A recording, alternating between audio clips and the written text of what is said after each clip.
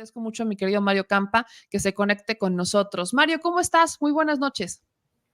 Hola, ¿qué tal, Meme? Buenas noches, un gusto estar con ustedes. Pues Mario, un gusto platicar contigo. Vamos a abrir con un pequeño diagnóstico antes de ir al comparativo con, pues, con el tema de Argentina. Creo que nos da mucho pie comparar las decisiones que está tomando Milei versus la economía, cómo se ha manejado en México. Con un diagnóstico económico en México.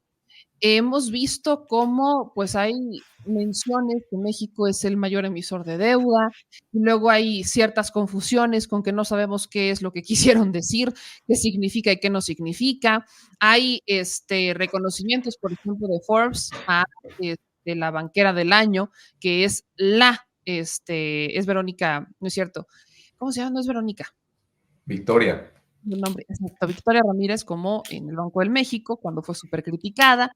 Y sobre todo, creo que el tema de la estabilidad salarial, que todavía no ha logrado permear. ¿Cuál es tu visión general sobre el cierre de la economía 2023, apertura 2024 e incluso el tema del IEPS? Vaya, asuntos que a veces los mortales no entendemos. Sí, bueno, yo creo que 2023 en general, haciendo un balance, un corte de caja, fue un buen año. La economía tuvo un buen comportamiento, el crecimiento del Producto Interno Bruto, que nos permite como indicador medir el desempeño de una economía, su tamaño, ¿no? Eh, Va a crecer alrededor del 3.5%, quizá un poquito más, cuando a principios del año se creía que iba a estar en torno al 1.5 o 2%, ¿no? Entonces, continuamente se fueron superando las expectativas a lo largo del año, tanto para analistas del sector privado como organismos financieros internacionales. Incluso la misma Secretaría de Hacienda, hubo quien se burlaba de un pronóstico de 3% por ser supuestamente optimista y pues se va a terminar algo por encima de ese 3%, ¿no? Entonces, en general, es una economía que muestra dinamismo a pesar de que el panorama externo tiene algunos retos, sobre todo en manufactura. ¿Cómo podemos palparlo de que hay problemas en la manufactura global? Viendo economías como es la coreana, un poco la japonesa, la china, incluso Taiwán, Singapur, y son economías que en estos momentos pues están batallando, ¿no? Y además tenemos otras que no están creciendo, como es el caso de Alemania, Reino Unido, Canadá y Estados Unidos, que es una economía particularmente importante para la mexicana por el intercambio comercial. En estos momentos pues tiene crecimientos, digamos, subóptimos, ¿no? O que no alcanzan a satisfacer. Entonces, con esto en mente, pues yo creo que la economía mexicana se desempeña de manera positiva. Es el mercado interno en estos momentos el principal motor, no el externo por los problemas que ya menciono. Y dentro del mercado interno hay algunas fuerzas, ¿no? Que están, digamos, jalando el carruaje económico. Uno de ellos, uno de los caballos podría ser el consumo privado, y el consumo privado, para que esté en estos niveles, generalmente está muy ligado a una masa salarial en expansión. Que es la masa salarial? Es la multiplicación del número de trabajadores por sus salarios, ¿no? Y en este caso tenemos un buen crecimiento de los trabajos, tanto si nos fijamos, por ejemplo, en los dos indicadores de referencia del empleo. Uno es el número de asalariados ante el IMSS y otra es la ENOE del INEGI, la Encuesta Nacional de Ocupación y Empleo, y en ambas pues hay comportamientos interesantes y positivos del empleo. Y además los salarios, que están creciendo muy por encima de la inflación a partir de el buen dinamismo económico, a partir de políticas como el aumento del salario mínimo, como el combate a la subcontratación, que significó sobre todo más reparto de PTU, participación de los trabajadores en la utilidad. De un año al otro se incrementó en más de 100,000 pesos este reparto gracias a la reforma en materia de subcontratación, y así otras políticas, ¿no? Incluso el TEMEC pudo haber contribuido a esta parte. Entonces, tenemos un consumo privado fuerte, donde lo podemos ver en que hay demanda de crédito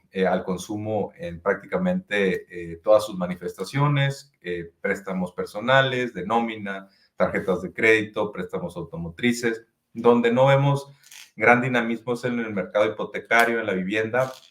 Ahí realmente hacen falta esfuerzos porque hay problemas, no digamos una emergencia, pero sí los mercados de vivienda en México necesitan, digamos, un giro de tuerca, ¿no?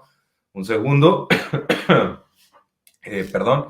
Y entonces tenemos un consumo privado muy fuerte y además un sector construcción, ese es otro de los motores o los pistones del motor económico, y sobre todo tiene que ver pues con el sector público, pero también la inversión privada y la construcción del sector privado, ¿no? Sobre todo en proyectos de obra civil. Se están construyendo en estos momentos en México, pues nuevos proyectos de trenes, se están ampliando aduanas, se están ampliando puertos, se construyeron 2 aeropuertos, bueno, uno este año, ¿no? El de Tulum, pero también algunas obras complementarias en el otro aeropuerto Felipe Ángeles que se concluyó un año atrás.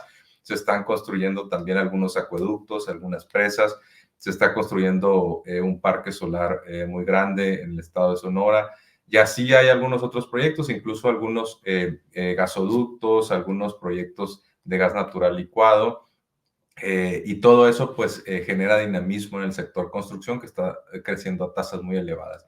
Entonces, para ir cerrando el comentario, este agregado de factores es el que crearon condiciones pues óptimas, muy por arriba de las expectativas que tenían los analistas, que ya sabemos que pues muchas veces dan pronósticos más de acuerdo a lo que creen que a lo que realmente están observando. Y pues en ese sentido, esperemos que el 2024 logre extenderse parte de este dinamismo. Hay algunos retos, como es la economía de Estados Unidos, su debilidad, y el otro, las tasas reales positivas del Banco de México. Las tasas en estos momentos están bastante altitas y eso pudiera en algún momento ralentizar el consumo, ralentizar los mercados hipotecarios, etcétera, ¿no? Mario, recientemente una nota en El País, la leí, dice que México emite 7.500 millones de dólares en deuda y se convierte en el mayor emisor mundial entre sus pares. La Secretaría de Hacienda confirma que el país ahora es el mayor emisor soberano con calificación BBB a nivel global. Uh Y -huh. ahorita que me expliques qué es eso, pero leí esta publicación de Simón Levy en la que dice que le están preguntando justo el tema y dice, México llega al 2024 con el mayor déficit fiscal en 30 años, más gasto que ingreso público. México está intentando reducir el costo financiero de la deuda a largo plazo. Ojo, hoy es 45% más cara que en 2018 y los mexicanos estamos pagando cada vez más intereses de deuda. No solo sí está contratando más deuda, ya México es el mayor emisor de deuda soberana que se combina con un elevado déficit fiscal para el año. Los bonos se colocaron en 3 tramos, 1 a 5 años que pagará una tasa del 5.07%, 37 puntos básicos más baratos que en enero del 2023, según la Secretaría de Hacienda, con un cupón del 5% por un monto de $1,000 millones, un bono a 12 años que pagará una tasa del 6.09% a 30 puntos básicos más barato que hace un año, con un cupón de 6% por un monto de $4,000 millones y un bono a 30 años que pagará una tasa de rendimiento del 6.45%, 11 puntos básicos más caro que los bonos emitidos en abril del año pasado, cupón de 6.4 por un monto de $2,500 millones. Es una muy buena colocación financiera, pero debe dejarse de decir que México no contrata deuda. Este gobierno se ha endeudado más que los anteriores en comparación, ha amortizado más el pago de intereses y ha colocado más deuda a largo plazo.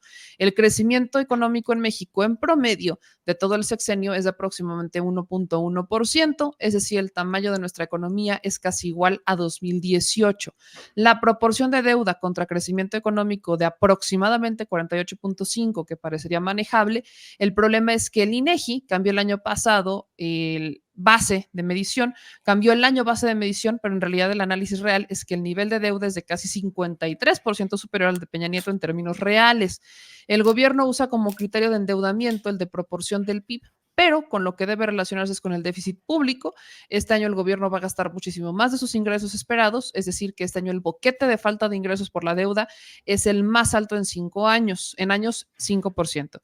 Entonces, lo que dice en resumen es que vamos a recibir más ingresos, pero nos va a alcanzar menos y después de las elecciones vendrán más impuestos y básicamente, como a modo de resumen, dicen que los megaproyectos que se realizan a un gran costo no necesariamente quiere decir que nos van a costar menos si se terminan en esta administración, sino que en realidad nos cuestan más o igual a que se dejen inconclusos.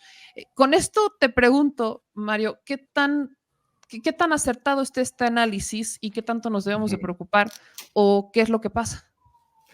Mira, yo te voy a ser muy honesto y no quiero descalificar al señor Simón Levy, pero como analista económico financiero es un buen abogado, ¿no? La verdad es que ya muchas veces ha posteado o escrito cosas en X que a mí me preguntan, oye, ¿qué opinas de esto? Y ya uno llega al punto de cansarse o saturarse de tener que estar corrigiendo sus imprecisiones, ¿no? Porque dice una sarta de cosas, alguna de ellas le atinará o estará medianamente bien, pero las saca de contexto, las exagera, no las contextualiza, algunas sí son imprecisiones abiertas. Entonces, pues la verdad es que sería muy cansado yo irme punto por punto diciendo lo que es incorrecto, ¿no? Pero en general, pues creo que de unos meses o años para acá descubrí una vocación de ser crítico en materia económica. Alguna gente pues, le pone atención, pero la verdad es que no, yo no lo considero una voz autorizada. Tiene algunos puntos que pueden ser legítimos y que pueden ser a discusión, pero la verdad es que sin necesitarle rigor, Simón Levy a sus análisis, ¿no? Escribe mucho y entonces parece que sabe mucho y que debe ser tomado en serio, pero pues para el ojo entrenado sí comete pues muchos hierros, ¿no? No es la primera vez, en una de esas y en este hay pocos, ya había algunos, pero sí en anteriores, la verdad, es notorio pues su falta de conocimiento de muchos de estos temas y que los toca muy a la ligera. Ahora, no habría problema, ¿no? El señor está en su derecho de hacer análisis, pero el problema es que generalmente lo contagia cierto pánico, ¿no? Para la gente que no está metida en estos temas y pues no es muy común encontrar gente que esté dispuesto a escribir tanto de estos temas, pues puede provocar pánico, ¿no? Puede provocar también dudas y pues insisto, es muy cansado estarle contestando siempre una y otra vez.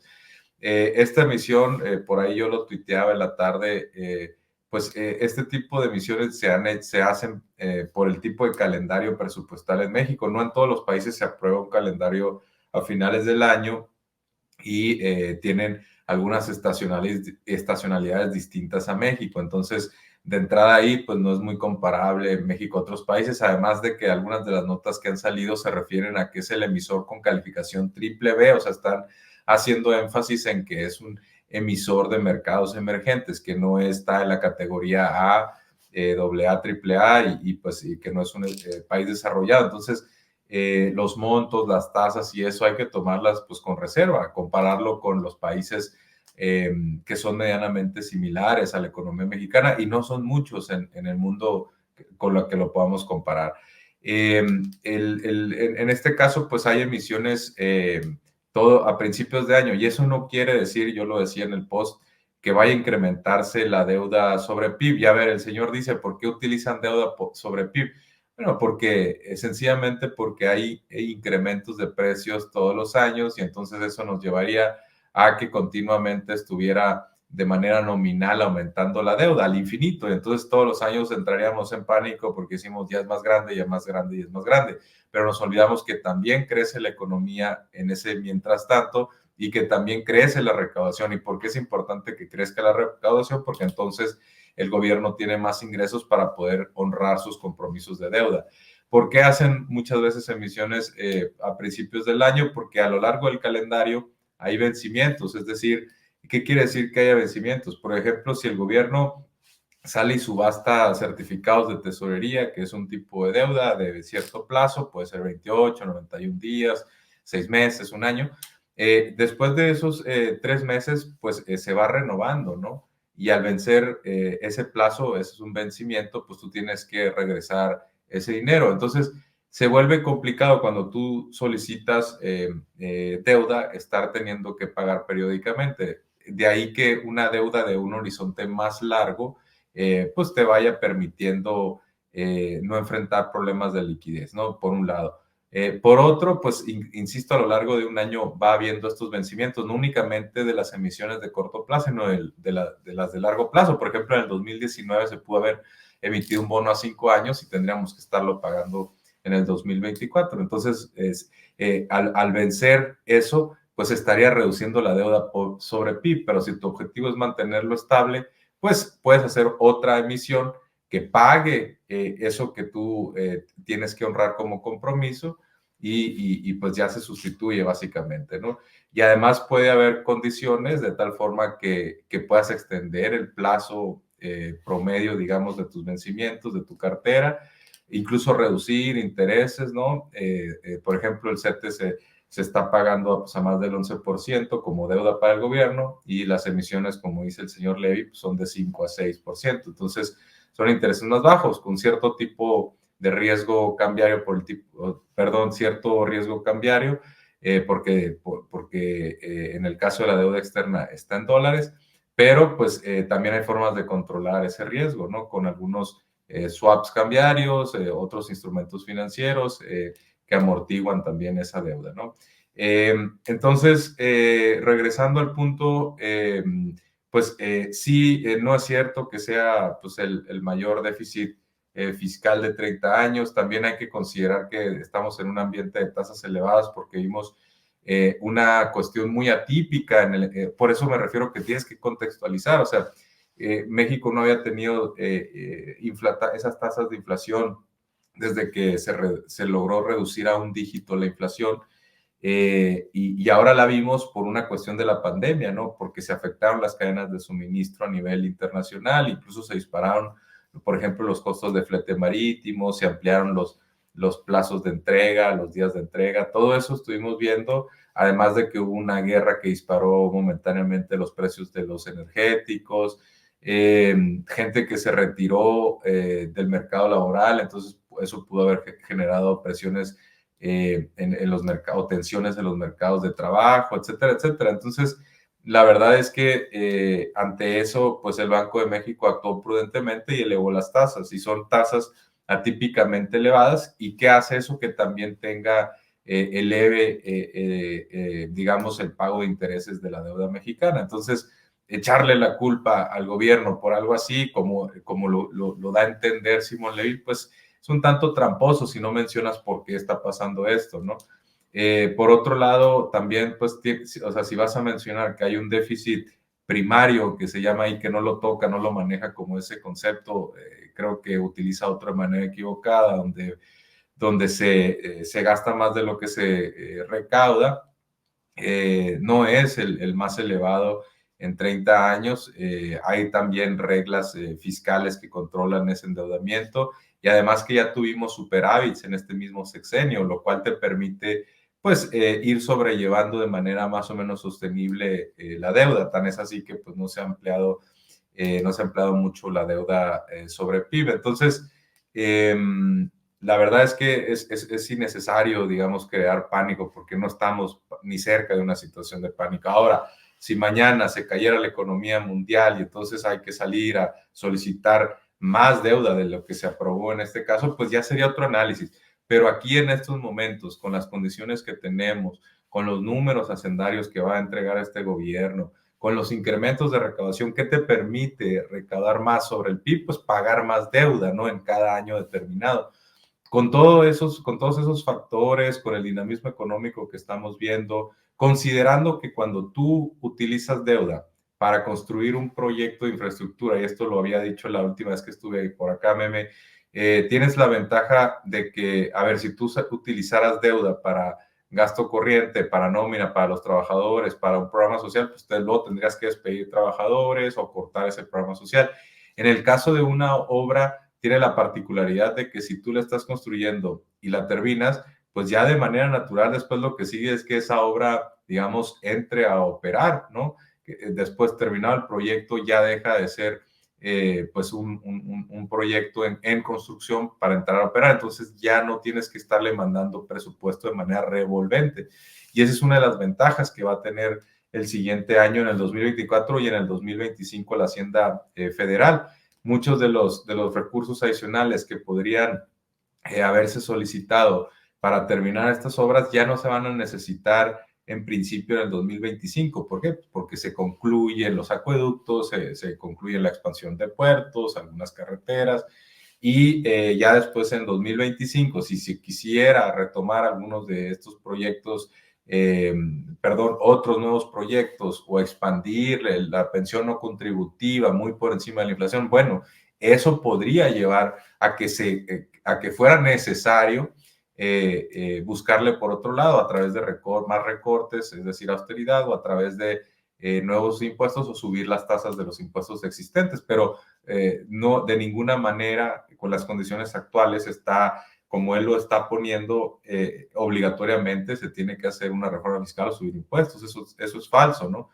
Entonces, tiene muchas aseveraciones que no son así, no se sostienen, y le faltan algunas contextualizaciones muy importantes para que este análisis deje de ser catastrofista, ¿no? Y pase a ser, pues, un análisis simplemente que hubiera sido mejor que identifique algunos riesgos de manera moderada, pero pues no es el estilo de Simón Levy. Simón Levy, pues, busca ser un poquito más, no sé, influencer, pero para el análisis económico financiero hay que tener cuidado, ¿no? Con esto, porque sí puede generar, y lo digo porque luego hay mucha gente preocupada que empieza a preguntar. Desafortunadamente este señor sí lo sigue bastante gente, y pues hay gente pues, que sí le cree, ¿no? Porque lo dice las cosas con seguridad, escribe un montón, como ya lo hemos visto, y entonces esto puede generar pánico innecesario, ¿no? Pero pues yo advierto que hay que tener cuidado con este tipo de análisis, ¿no? Y si es de gente no autorizada, por ejemplo, y lo pongo quizá en un caso distinto y